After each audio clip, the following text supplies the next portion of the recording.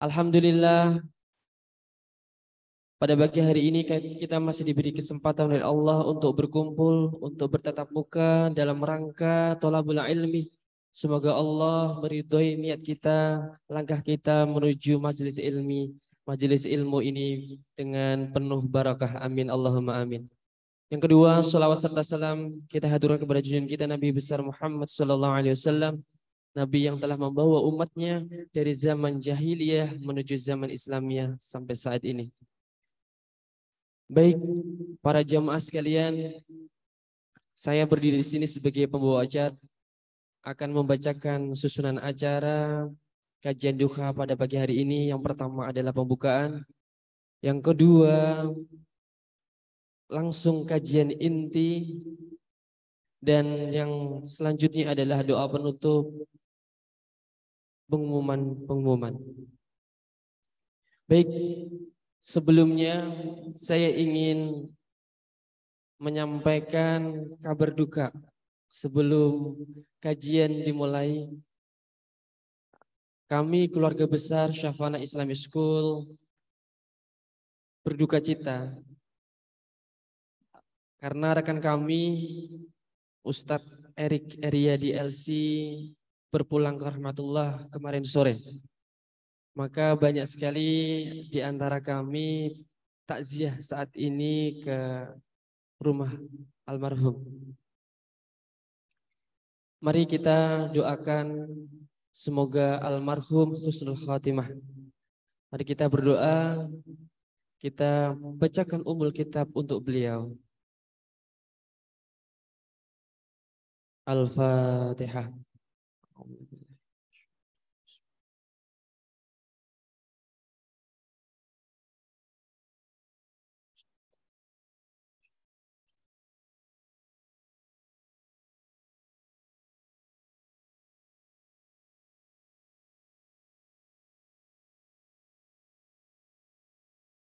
Terima kasih.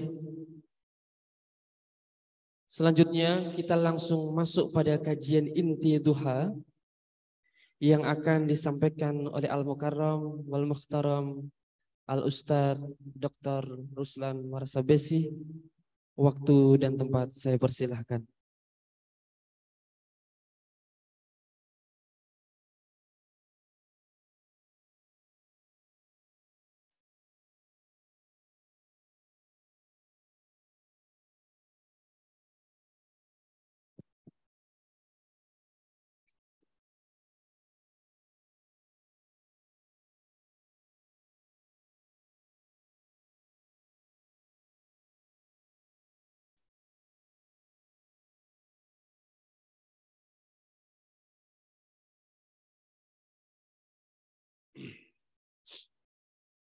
Bismillahirrahmanirrahim. Assalamualaikum warahmatullahi wabarakatuh. Alhamdulillah. Alhamdulillahilladzi la yansa man dzakara. Alhamdulillah. Alhamdulillahilladzi la yudayyi'u man syakara. Alhamdulillah. Alhamdulillahilladzi yajzi bihil ihsani ihsana wa bisabri najata wa gufrana. Ashhadu an la ilaha illallah wa ashhadu anna Muhammadar Rasulullah. Allahumma salli ala sayyidina Muhammad wa ala alihi wa sahbihi wa man tabi'ahum ila yaumiddin, amma ba'du. Alhamdulillah, kita bisa berkumpul pada kesempatan pagi hari ini, dan mungkin Bapak Ibu sudah mendengar kabar bahwa Ustadz Erik kemudian sudah memulai perjalanan akhiratnya. Sebuah perjalanan yang cukup panjang, yang tidak ada seorang pun dari kita yang tahu kapan kita memulai perjalanan ini. Kalau Abu Hurairah, beliau mengatakan ahin min bu'di safar wa qillatiz zad. Aduhai perjalanan yang panjang, bekalku sedikit Kata Abu Hurairah. Maka kalau ahlus suffah mengatakan bahwa bekalnya sedikit, orang yang seumur hidup menghabiskan waktu di masjid, belajar dan beribadah, orang yang meriwayatkan 5.300 sekian hadis, merasa bekalnya sedikit, maka bagaimana dengan kita semua? Subhanallah. Semoga ilmu yang kita dapatkan pada pagi hari ini bisa menambah bekal-bekal kita sebelum kemudian nanti kita diputus oleh sebab yang kita sebut kematian. Semoga Allah merahmati beliau, Allah luaskan kuburnya, Allah ampuni dosa-dosanya, Allah terima seluruh amal ibadahnya. Amin ya rabbal alamin. Hari ini kita akan bahas satu perkara berkaitan dengan sirah. Bukan fikih muamalah, tapi fikih sirah. Yang disebut Isra Mi'raj. Kita coba ambil hikmah yang kemudian bisa kita terapkan dalam hidup dalam peristiwa ini. Kita lihat apa yang berlaku sebelum Isra ini dulu. Bapak Ibu pernah diejek oleh seseorang dalam hidup? Pernah ya? Kalau kata Nabi di khutbah wada, dimaikum, malikum, darah kalian, harta kalian, kehormatan kalian haramun. Itu haram. Tidak boleh dilanggar. Berarti kita nggak boleh menzalimi seseorang dalam urusan harta. Kita nggak boleh menzalimi seseorang dalam urusan kehormatan. Kita nggak boleh menzalimi seseorang sampai menyakiti fisiknya. Bapak Ibu pernah tersakiti fisiknya? Pernah dipukulin? Pernah? Pernah hartanya diambil? Pernah diejek oleh seseorang? Mungkin 1 dari 3 ini pernah. Nabi Shallallahu Alaihi Wasallam 3-3-nya sekaligus dalam satu waktu. Nabi dibilang apa? Majnun, orang gila. Nabi dibilang apa? Sahirun kadzab. Itu tukang sihir, pembohong katanya. Bapak Ibu pernah dibilang dukun di sini? Oh, si Bapak ini mah dukun dia. Pernah nggak? Nabi Muhammad pernah mengalami itu semua. Sampai beliau ini, putri-putrinya, Nabi Muhammad ini kan beliau punya beberapa orang putri. Zainab, Ruqayyah, Ummu Kulthum, itu semuanya dicerain kecuali Zainab.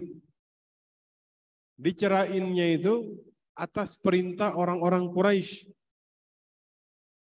Ceraikan putri-putrinya Muhammad, jangan biarkan dia duduk-duduk saja di rumahnya, kalian tidak berbuat apa-apa. Ya, agar mengganggu dakwahnya Nabi. Maka Nabi SAW ini mengalami ujian yang sangat luar biasa. Psikologis, fisik, harta, ada pemboikotan Quraisy terhadap Bani Hashim. Ini 3 tahun Bapak. Ya. Selama 3 tahun sampai perjanjian ini batal, efeknya cukup luar biasa. Khadijah wafat. Abi Thalib wafat. Sehingga wafatnya istri dan paman yang kemudian sangat mencintai beliau ini cukup berbekas. Maka tahun itu disebut Amul Huzn, tahun kesedihan. Bisa dibayangkan? Nabi berada pada puncak kesedihannya, paman yang begitu beliau cintai, yang menemani beliau dari masa kecil beliau, ini dipanggil Allah Subhanahu wa ta'ala. Istri yang sangat beliau cintai, seorang wanita yang mendapatkan salam langsung dari Allah Subhanahu wa ta'ala. Wallahu yukri'uki salam ya Khadijah. Dari Jibril, Nabi sampaikan bahwa Khadijah ini dapat salam langsung dari Allah. Dulu semua orang menahan hartanya, Khadijah memberi hartanya. Waktu nikah kan Khadijah bilang kepada Nabi, baiti baitak, ahlan wa sahlan ya zawjati. Ya, rumahku, rumahmu. Wanita zaman sekarang bisa kayak begitu bapak-bapak. Selamat datang suamiku, rumahku, rumahmu. Suratnya atas namaku tetap. Khadijah semua dikasih. Maka Nabi mengalami satu hal yang sangat luar biasa yang membuat beliau ini berada pada puncak kesedihan. Puncak kesedihan di mana pada saat itu tahun itu sampai dinamakan tahun kesedihan. Jadi bangsa Arab itu belum mengenal yang namanya penanggalan. Ya, jadi setiap tahun dinamakan sesuai dengan tahun kejadian. Ya. Abraham menyerang Ka'bah, maka nama tahun itu Amul Fil. Ya. Makanya Nabi ketika ditanya lahir tahun berapa, tahun gajah. Karena 50 hari setelah itu Nabi lahir. Maka tahun itu sampai dinamakan tahun apa? Masya Allah. Nabi itu lagi sedih, Pak. Berdakwah ke kota Taif. Berharap kesedihan yang sedang memuncak ini bisa mereda. Sampai di Taif, ternyata beliau ini dilempar pakai batu, pakai kotoran. Allahu Akbar. Itu semua anak kecil dikumpulkan. Semua orang yang paling kuat di daerah situ, itu dibariskan di gerbang kota Taif. Makanya kan Nabi saat itu lututnya ini kan berdarah-darah karena anak kecil kan lemparannya mengenai lutut. Zaid bin Harithah itu sampai dia melindungi Nabi, sampai berdarah-darah badannya. Subhanallah. Nabi keluar dari Taif, maka kemudian malaikat menemui Nabi Shallallahu Alaihi Wasallam.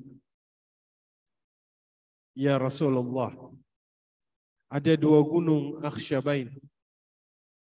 Tinggal engkau perintahkan, maka 2 gunung ini akan diangkat dan dihempaskan kepada Bani Thaqif, kepada orang yang menzalimi dirimu. Liyutbiqa 'alal ladzina zalamu wa'adzu. Orang yang menghinamu ya Muhammad, tinggal engkau perintahkan 2 gunung ini diangkat Bapak Ibu. Itu malaikat tuh tinggal tunggu perintah. Kalau iya diangkat, dilemparkan kepada orang-orang Bani Thaqif yang ada di Taif. Bapak Ibu dapat tawaran kayak begini, diterima nggak?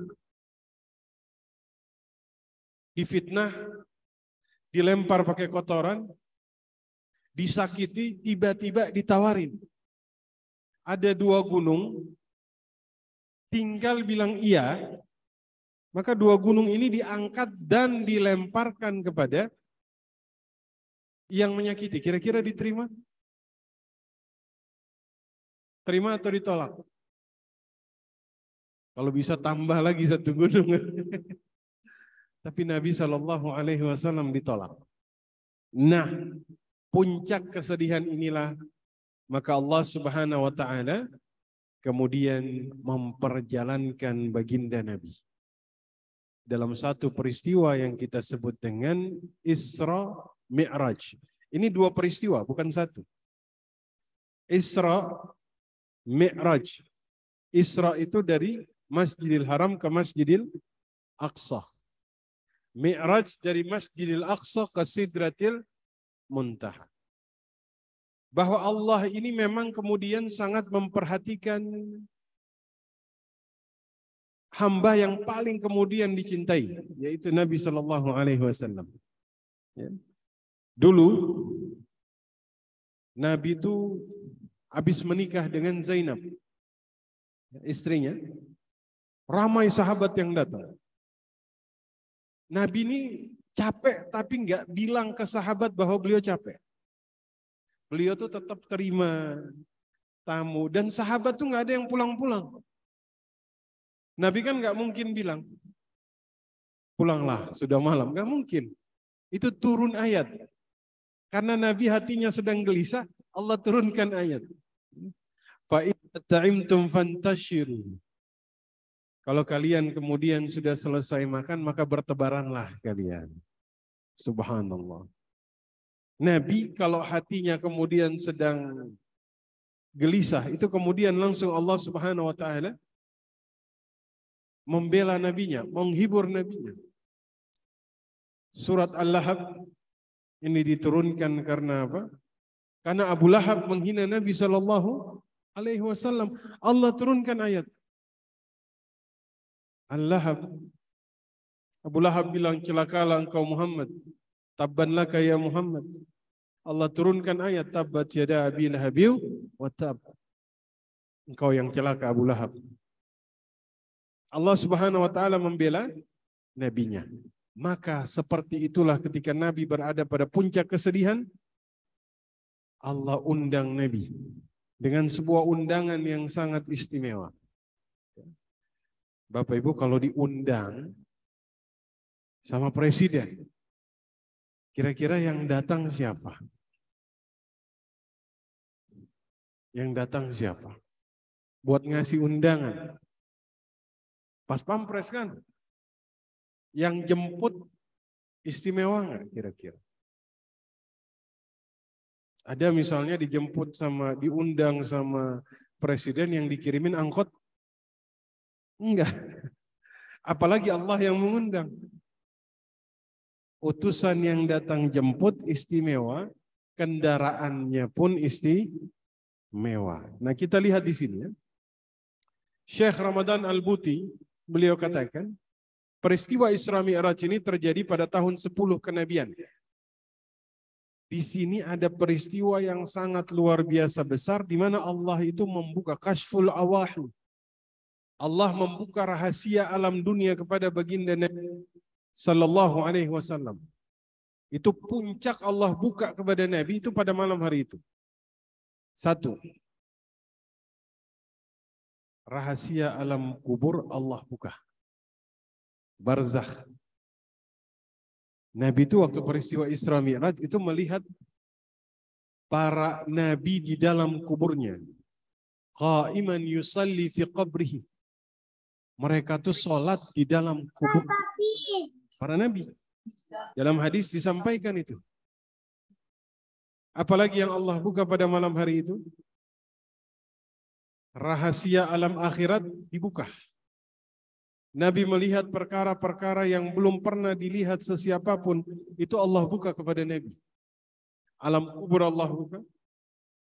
Alam langit Allah buka. Itu kan Nabi di bawah. Di pintu langit pertama itu kan fastaftaha Jibril. Itu diketuk sama Jibril. Malaikat yang menjaga bertanya, "Man anta?" Kamu siapa? Ana Jibril. Saya Jibril. Wa man ma'ik? Siapa yang bersamamu? Muhammad. Qad bu'itha ilaih. Dia sudah diutus? Sudah. Maka dibuka. Di setiap pintu langit, Nabi ketemu dengan malaikat, dengan nabi-nabi sebelumnya. Dan Nabi itu berbicara. Berbincang-bincang dengan para nabi. Ketemu Nabi Musa, ketemu Nabi Isa, ketemu Nabi Ibrahim, Nabi Yahya, Nabi Yusuf. Itu ketemu di setiap pintu langit. Nanti di pintu langit yang ketujuh, Nabi ketemu dengan siapa? Nabi Ibrahim alaihi salam.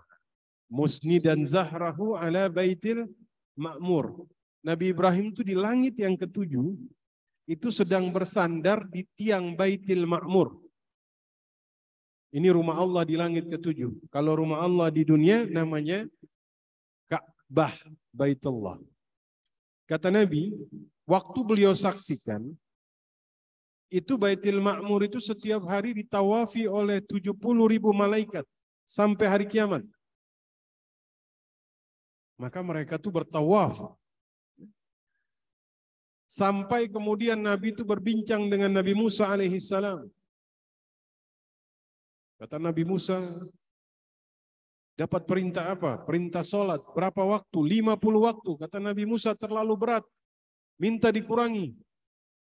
Nabi kembali kepada Allah. Sudah tinggal 45. Kata Nabi Musa, minta dikurangi. Itu berkurangnya 55, Pak.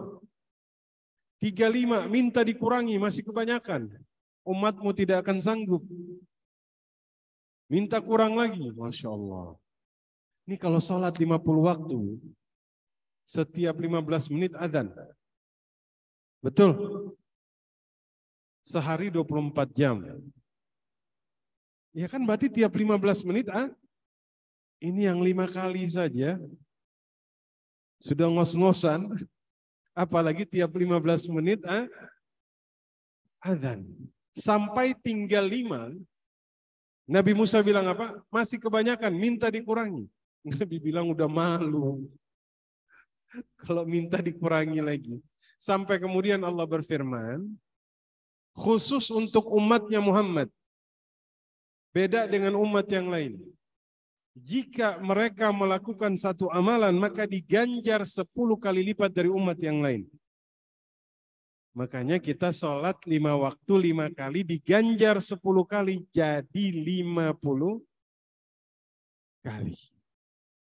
Maka Nabi melakukan Mi'raj, Isra dan Mi'raj di saat beliau sedang berada pada puncak kesedihan.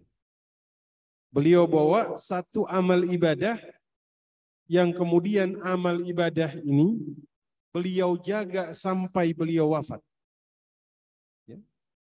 Nah, Nabi turun, ini hikmah pertama yang kita ambil.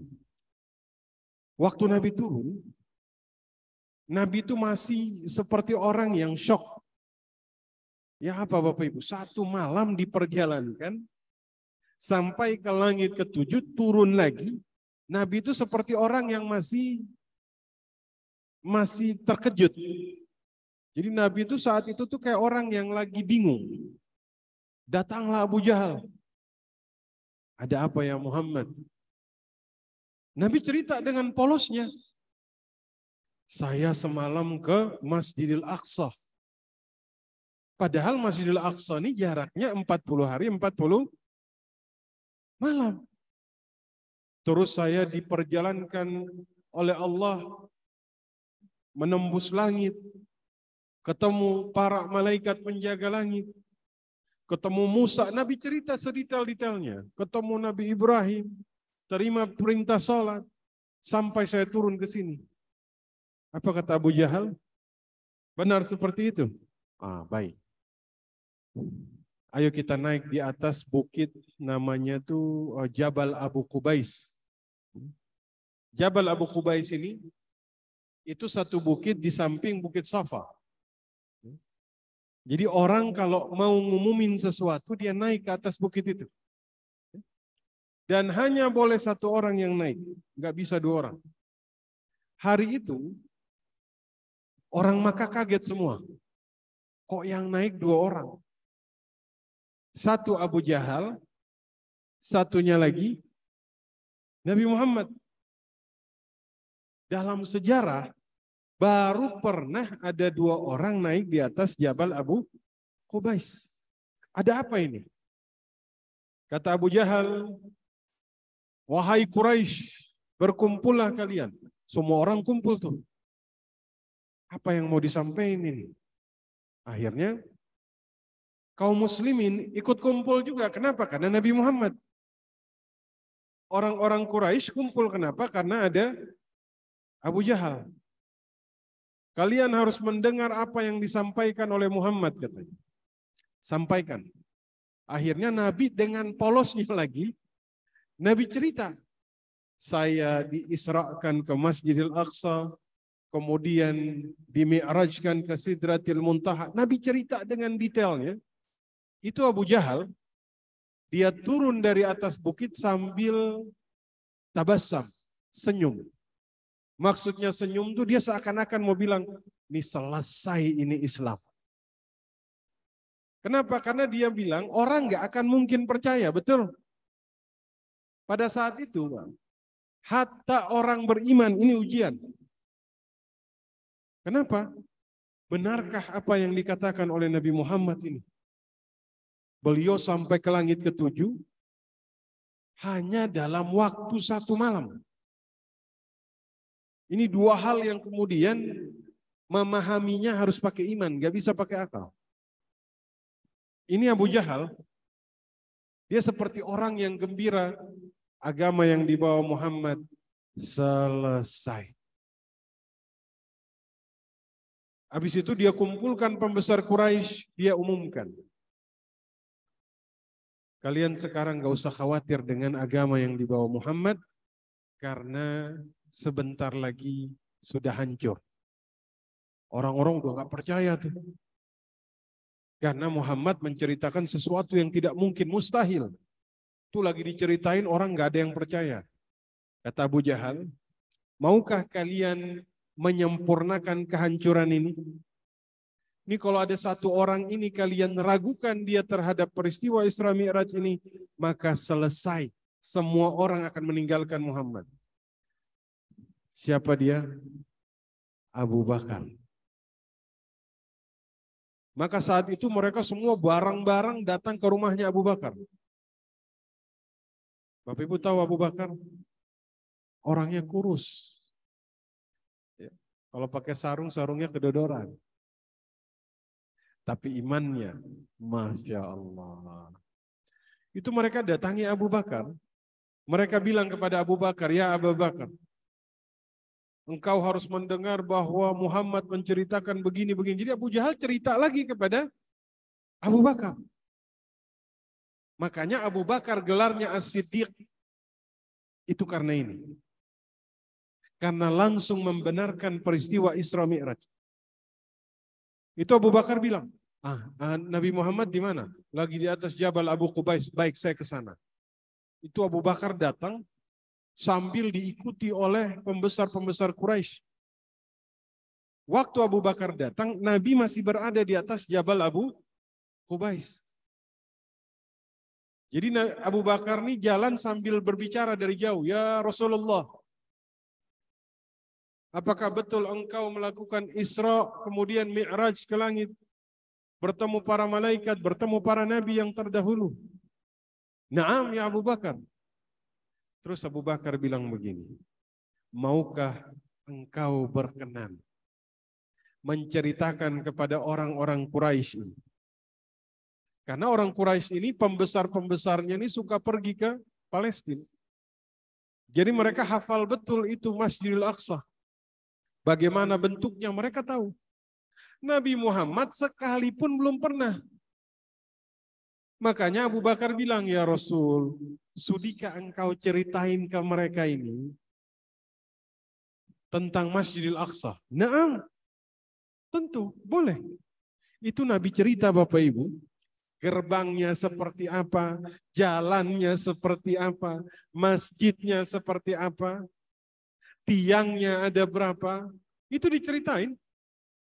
Allah tampakkan di hadapan mata Nabi SAW. Dan semua orang saat itu nggak ada yang mengingkari. Tepat, betul, presisi semuanya. Antum, misalnya saya tanya, berapa jumlah tiang yang ada di Masjid Syafana? Kalau di rumah saya tanya, hafal? Gak hafal Ustaz. Gak merhatiin Ustaz. Iya kan? Kita dibilang apa? Bohong, katanya pernah ngaji di Masjid Syafana. Jumlah tiangnya aja kagak hafal. Iya kan? Jumlah pintunya ada berapa? Itu Nabi Muhammad jelasin sedetail mungkin. Apa yang terjadi? Itu nggak ada yang bantah karena apa? Semuanya benar Bapak Ibu. Itu Abu Bakar tuh. Ya. Saat itu semuanya udah mau bubar, Nabi bilang satu lagi. Izinkan saya menyampaikan satu hal.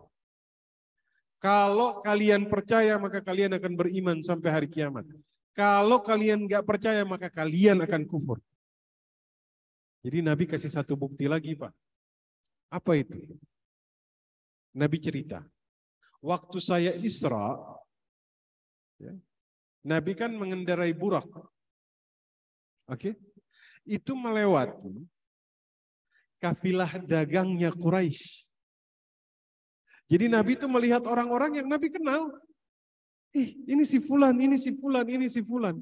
Jumlah ontanya Nabi tahu. Onta yang paling depan, onta yang diikat dengan sebilah kain berwarna merah.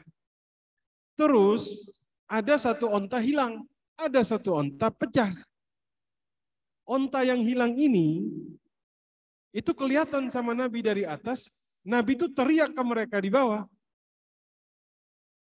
Onta kalian ada di balik bukit. Nabi cerita. Itu Bapak Ibu, ini kafilah dagangnya, mereka tunggu sampai datang ke kota Makkah 2 hari kemudian. Mereka tanya, betulkah waktu kalian sedang melakukan perjalanan, ada satu onta yang hilang? Betul, tahu dari mana? Betulkah ada yang kasih tahu? Mereka bilang saat hilang kami cari nggak ketemu. Tiba-tiba ada suara yang menunjukkan lokasinya. Tapi kami nggak tahu itu suara siapa. Allahumma salli ala sayyidina Muhammad. Bayangin Bapak Ibu. Maka peristiwa Isra Mi'raj ini ujian bagi orang yang beriman sekalipun. Dia percaya atau tidak. Ya. Maka saat itu yang kita garis beratkan di sini bagaimana keyakinannya Abu Bakar. Masya Allah. Maka dikatakan lau wuzina imana Abu Bakar.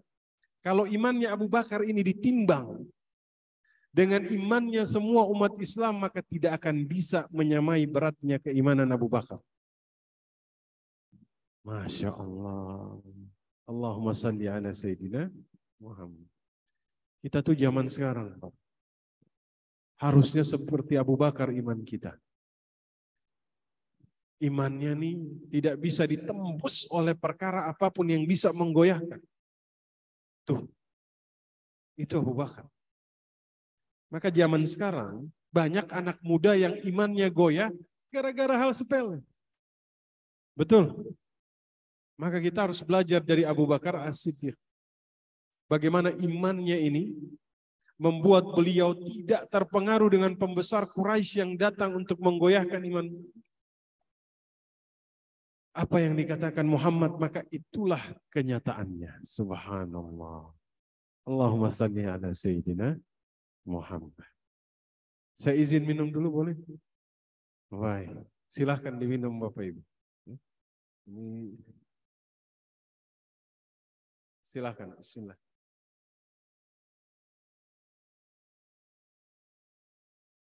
Alhamdulillah. Jadi Nabi pulang membawa satu syariat yang disyariatkan oleh Allah, yaitu sholat. Makanya judul ini menarik. Rasul piknik ke Sidratil Muntaha. Antum pikniknya kemana? Masya Allah. Di saat puncak kesedihan, disinilah kemudian Nabi mengajarkan kita. Sholat. Ada yang bilang, Ustaz, butuh healing. Ini kan istilah sekarang, healing. Ya. Padahal healing ini sebenarnya nggak tepat. Healing itu bahasa psikologis kepada seseorang yang terganggu psikologis, maka dia harus diobatin. Antum terganggu psikologisnya? Aman ya? Jadi ada bahasa, Ustadz saya ini harus piknik ke sini biar menenangkan jiwa. Nih, Nabi Muhammad, dia pulang dari mana-mana sama Bilal, Sebelum masuk ke rumahnya beliau bilang kepada Bilal, ya Bilal, aqimis salah arrihna biha. Mari kita sholat, kita bersenang-senang di dalam sholat. Masya Allah. Menenangkan diri di dalam perkara sholat. Tapi orang zaman sekarang, sholat bukan dijadikan tempat untuk menenangkan jiwa, tapi justru sholatnya digunakan untuk hal-hal sering kan. Ada istilah pepatah Arab, mau cari barang yang hilang maka carilah di dalam sholat. Betul. Lagi sholat, tadi kunci taruh di mana tadi? Tiba-tiba waktu sholat dia ingat. Oh, di bawah TV ternyata. Akhirnya apa? Itu sholat misalnya rakaat pertama. 2, 3, 4 semuanya tentang kunci ketinggalan di bawah TV. Tuh. Padahal sholat ini adalah cara kita untuk kemudian membuat diri kita ini menjadi tenang. Ya. Makanya Nabi SAW kalau kita lihat beliau, ini kata Huzaifah al-Yamani sama Anas bin Malik. Qara'an Nabi SAW Al-Baqarah, An-Nisa, Al-Imran fi rak'atin. Nabi kalau sholat malam, 1 rakaat kadang baca Al-Baqarah. Al-Baqarah. Kadang baca Al-Imran, kadang baca An-Nisa, semua lengkap. Ini kira-kira kalau di masjid ini tiba-tiba imamnya dia mulai dengan alif lam mim. Itu jamaah di belakang kepikiran. Ah ini paling 1 ayat ini. Ya kan? Benar? Pernah nggak sholat di belakang orang yang sholat baca Al-Baqarah 1 rakaat? Pernah? Kalau ada itu imamnya di blacklist sama dia. Jangan sholat di sini. Imamnya baca Al-Baqarah 1 rakaat. Bayangin coba. Jangan sholat di sini. Kenapa? 1 rakaat baca Yasin. Tapi Nabi Muhammad tuh gitu. Kalau sholat malam. Ya. Makanya mereka tuh Masya Allah. Ini masih sebenarnya itu masih berlanjut zaman Umar masih sama. 1 rakaat baca surat yang jumlah ayatnya di atas 100. Subhanallah. Itu tuh zaman itu orang sholat tuh. Ya. Ini tarawih ini ya. Sambil nih kayak tiang begini nih. Itu diikat di tiang. Biar kagak jatuh. Masya Allah. Ini luar biasa. Nabi itu begitu menikmati sholat. Sampai itu mereka sholat sampai kakinya bengkak. Gak kerasa. Kenapa? Karena mereka tuh bersenang-senang di dalam sholat. Khusyuknya itu di dalam sholat sampai gak kerasa. Itu Nabi SAW. Ya. Maka kita pun harus seperti itu Bapak Ibu. Ya. Tapi ya saya pun belum pernah 1 rakaat baca Al-Baqarah. Dulu ada namanya Mu'adz bin Jabal. Dia sholat bacanya panjang-panjang. Ini Badui yang jadi makmumnya. Dia munfarid, dia batalkan sholatnya. Dia datang kepada Nabi, dia mengeluh. Ini Mu'adz bin Jabal bacanya panjang-panjang. Nabi panggil Mu'adz, Nabi tegur. Jangan bikin orang lari dari Islam. Makanya kan imam sebelum sholat dia harus balik badan, dia lihat dulu. Ini kan, misalnya saya balik, saya lihat ini kan. Wah ini harus yang pendek-pendek ini. Iya kan? Jadi kadang-kadang kita tuh jangan jadi orang yang ketika di depan orang kita memberatkan. Tapi ketika sendiri kita justru meringankan. Kayak Imam Abu Hanifah, kata murid-muridnya, itu Tuan Imam, sholat Isya dan subuh 1 kali wudhu. Berarti kan kagak tidur. Itu ibadah terus. Tapi apakah beliau beratkan ini kepada orang lain? Enggak. Beliau memberatkan ini hanya kepada dirinya sendiri. Kalau kita jangan-jangan kebalikan. Ke orang lain tuh beliau ringankan. Kalau kita jangan-jangan kebalikan.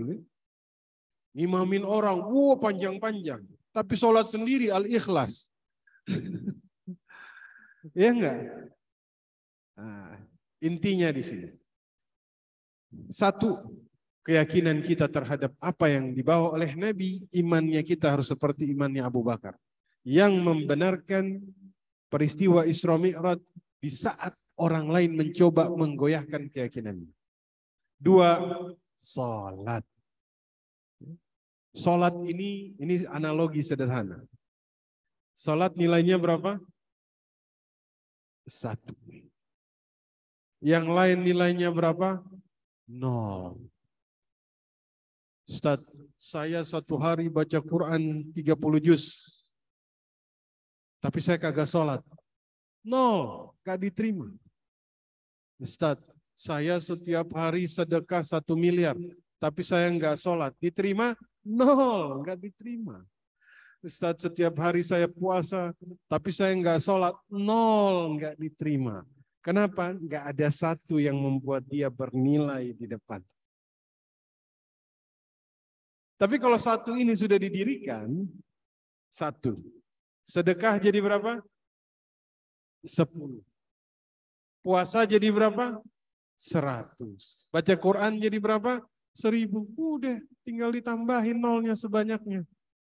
Yang penting 1 sudah didirikan. Kenapa? Karena yang pertama dihisap adalah sholat. Kalau sholatnya diterima, maka semuanya diterima. Kalau sholat ditolak, maka semua ditolak. Maka Bapak Ibu, Nabi menjaga sholatnya sampai akhir hidupnya. Jadi waktu itu tuh sholat maghrib. Nabi sholat dalam keadaan kepalanya ini diikat dengan kain. Saking beliau tuh demamnya sangat tinggi. Ya. Habis sholat, beliau kembali ke kamarnya. Saking demamnya beliau. Jadi Nabi itu dulu dikasih racun sama Zainab. Ini perempuan Yahudi di perang Khaybar. Ya. Ini suami istrinya Salam bin Mishkam atau Mashkum. Seorang Yahudi yang istrinya ini kasih racun di daging yang dimakan oleh Nabi. Nabi waktu lagi makan disuguhi sama dia tanya. Nabi suka daging bagian mana? Kambing. Paha kanan sebelah depan. Jadi Nabi itu suka makan daging paha kambing sebelah kanan bagian depan. Dikasih racun tuh. Tapi dagingnya berbicara kepada Nabi. Saya sudah dikasih racun. Tapi Nabi sambil lagi ngunyah. Sahabat yang lain udah telan. Maka yang sudah terlanjur telan, qadarullah meninggal. Maka nanti ada yang mengatakan Nabi itu wafat karena masih ada sisa racun yang kemudian berpengaruh terhadap tubuh beliau saat itu. Nabi sholat maghrib selesai kembali ke kamarnya karena demam yang sangat tinggi. Saking demamnya, beliau pingsan. Waktu azan Isya, Bilal azan, kedengeran. Maka Nabi itu buka mata, beliau tanya, Asallan nas, udah pada sholat belum? La ya Rasul, hum yantazirunak, mereka menantimu. Beliau minta air, ya. Beliau tuh membasahi tubuhnya, berharap ini mengurangi demamnya. Beliau wudhu tapi di atas tempat tidur. Waktu bangkit, beliau pingsan. Siuman, beliau lakukan hal yang sama. Ambil air, basahi wajahnya, beliau wudhu, waktu bangkit, pingsan kedua kali. Ini sahabat pada nungguin di masjid. Hening semua. Ini kok belum muncul Rasul. Sampai kali ketiga, beliau siuman, beliau tanya, Asallan nas. Mereka sudah sholat? Qala la ya Rasul. Hum yantaziruna. Mereka masih menunggumu. Itu beliau masih membasahi tubuhnya, beliau wudhu, waktu mau bangkit, beliau pingsan 3 kali. Ya Allah,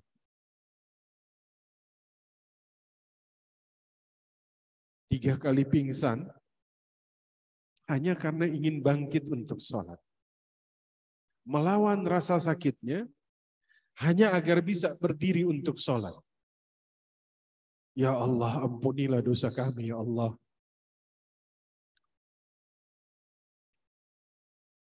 Begitu mudahnya kita ninggalin sholat untuk hal yang sepele.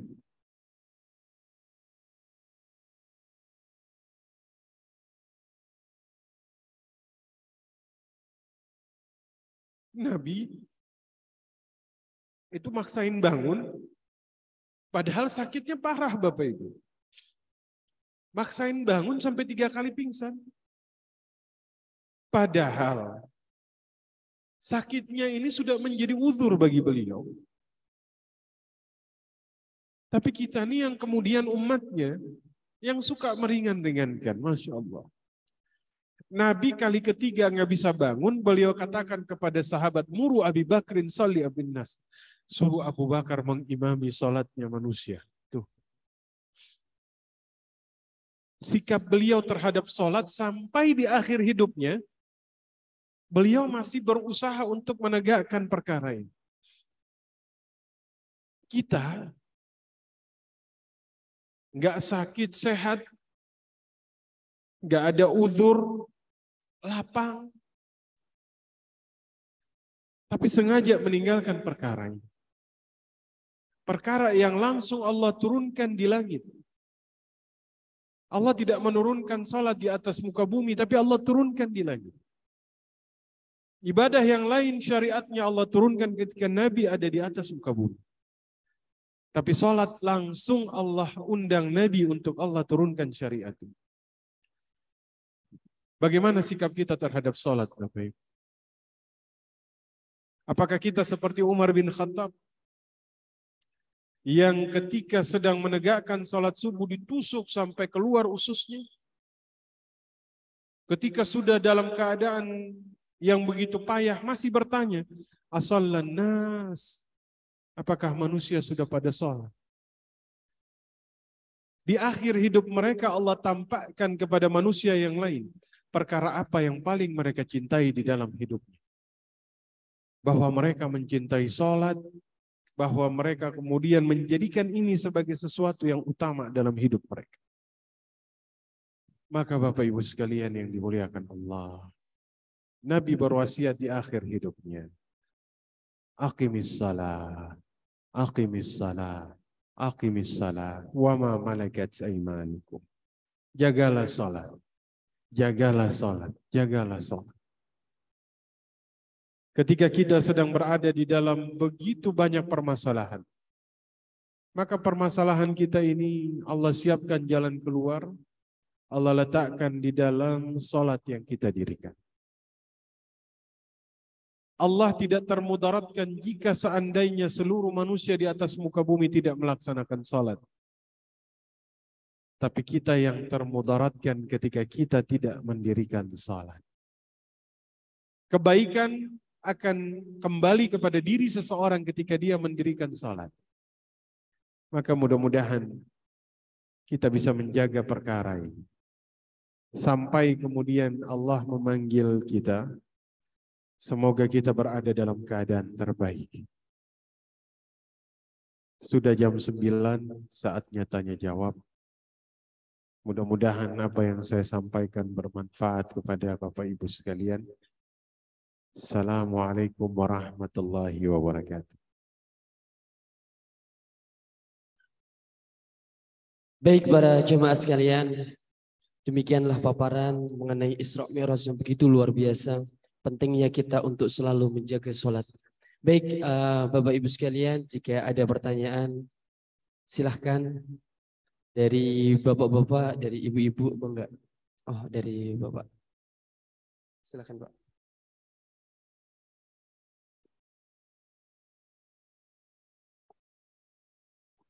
Bismillahirrahmanirrahim. Assalamualaikum warahmatullahi wabarakatuh.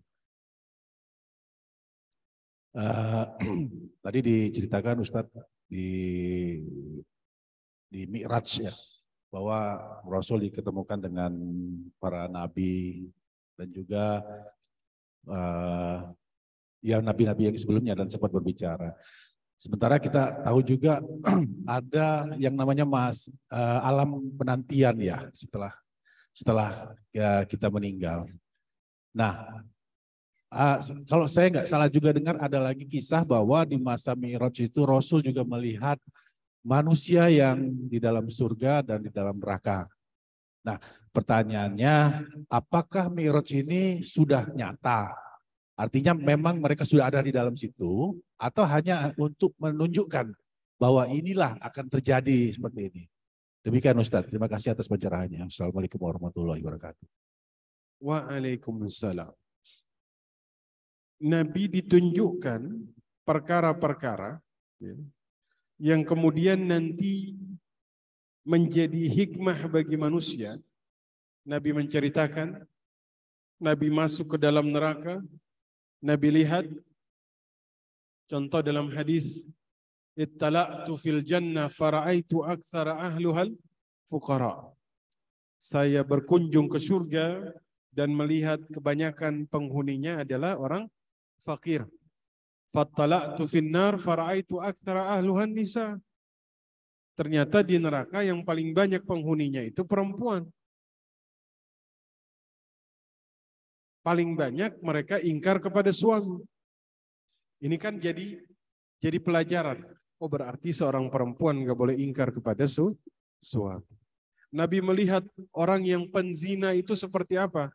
Nabi sampaikan, ini jadi contoh bagi yang lain bahwa ada hukuman. Nabi berkunjung ke surga.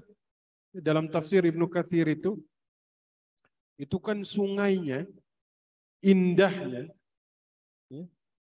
kemudian ada rasanya, dan Nabi itu sempat bertanya, ini sungai dari mana?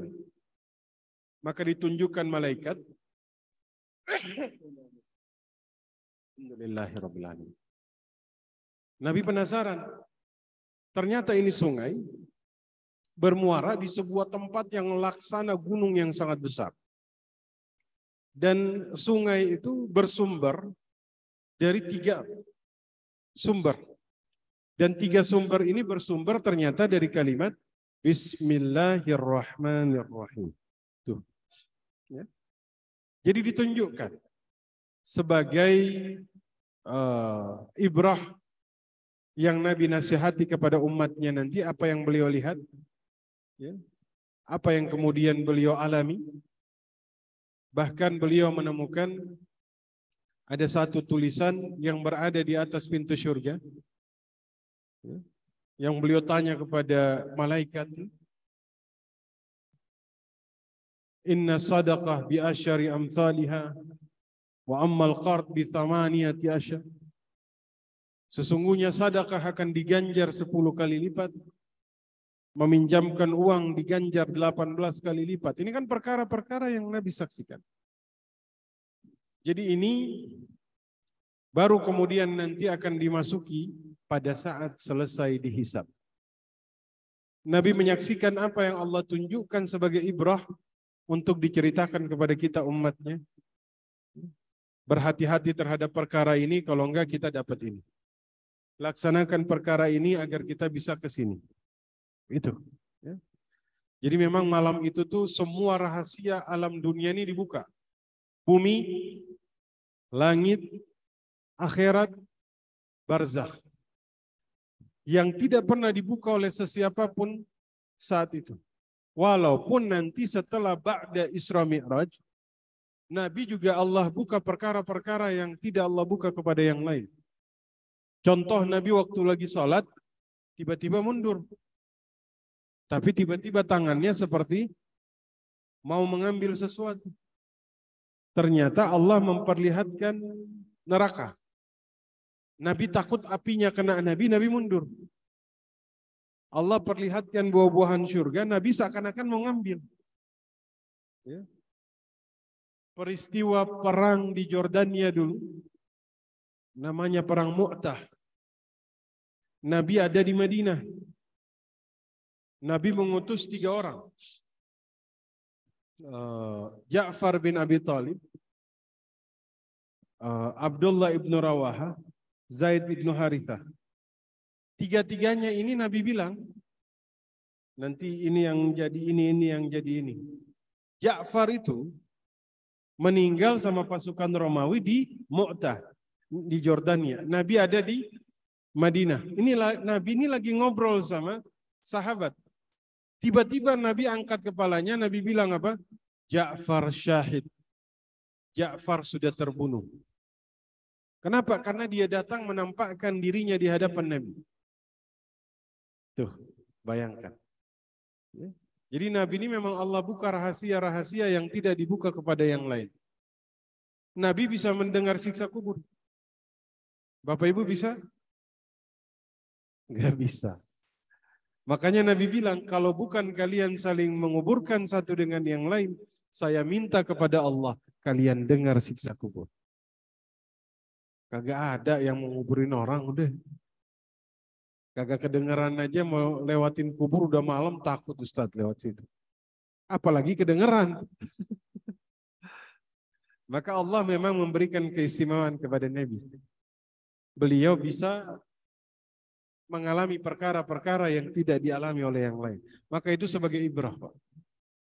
Agar kemudian nanti kita bisa mengambil hikmah dari apa yang Nabi sampaikan. Wallahu a'lam. Ya, untuk dari ibu-ibu ada yang mau ditanyakan tentang Isra Mi'raj? Sepertinya semuanya penjelasan paham semuanya nih. Baik, dari bapak-bapak sekalian. Baik, kalau sudah tidak ada pertanyaan Ustadz, mari kita tutup dan kami minta doa untuk Ustadz Erik. Baik, Bapak Ibu sekalian ya. Insyaallah kullu nafsin dha'iqatil maut. Semua orang akan meninggal. Dan kematian ini adalah perjalanan. Bapak Ibu pernah melakukan safar? Pernah. Ada kerinduan pulang ke tengah keluarga? Ada.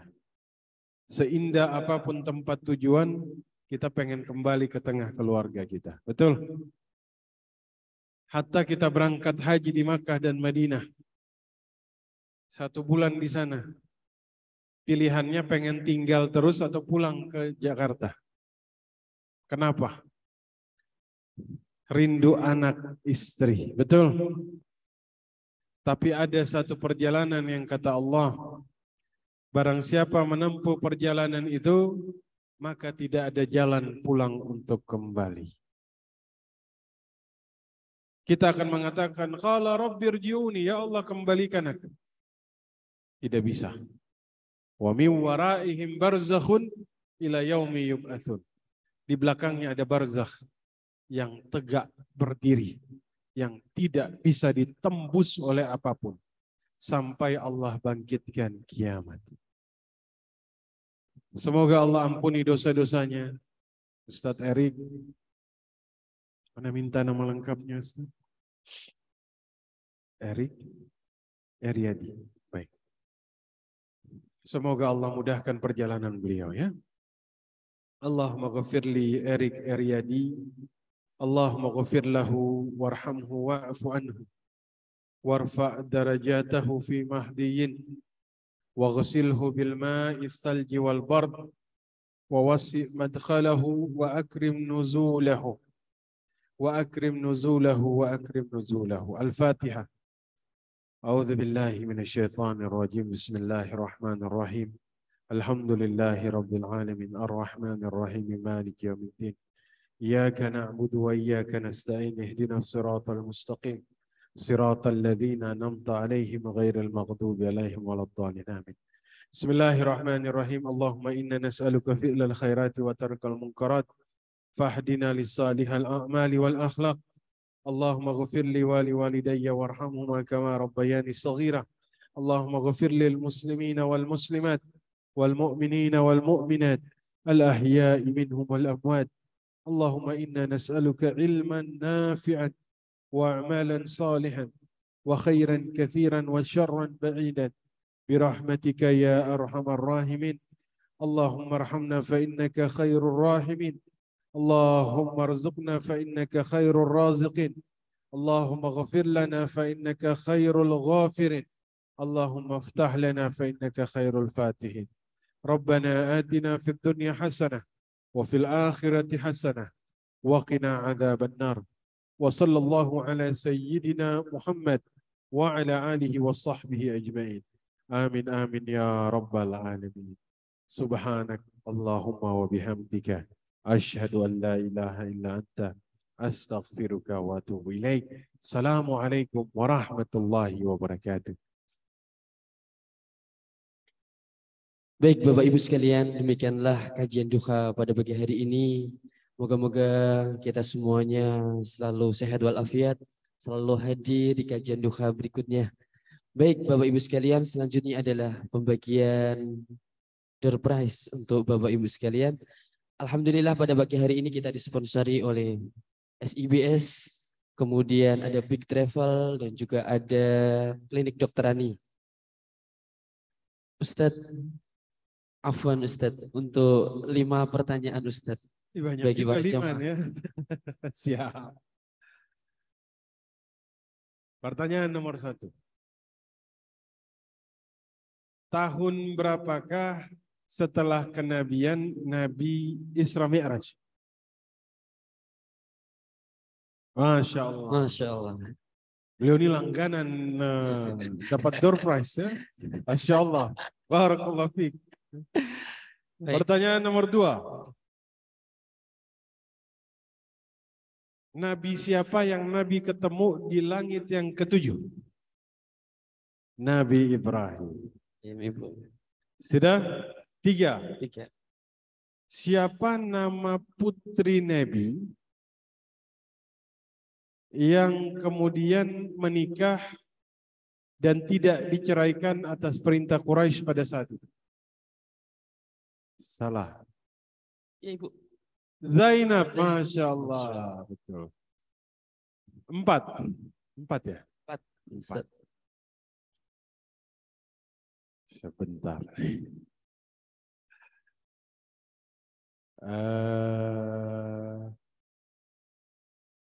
Apa 2 hikmah yang diambil dalam kajian kita pada pagi hari ini?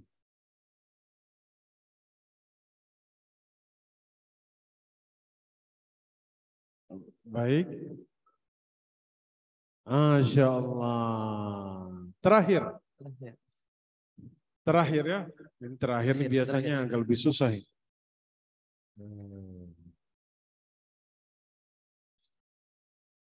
Sebentar.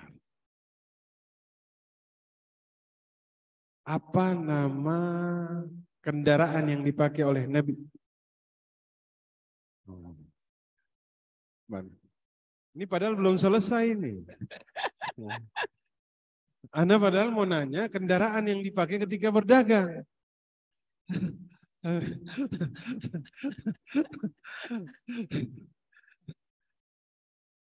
Enggak, memang niat anak itu tadi ya. Tapi lain kali nunggu jawaban selesai dulu. Betul, Burak. Sudah 5 ya? Sudah Pak Ustaz. Baik. Bapak yang baju merah tadi yang duluan. Oke, baik. Yang silakan. Baju merah. Silakan, Ibu, silakan. Bapak Ibu. Silakan Pak. Silakan ke depan. Ustaz.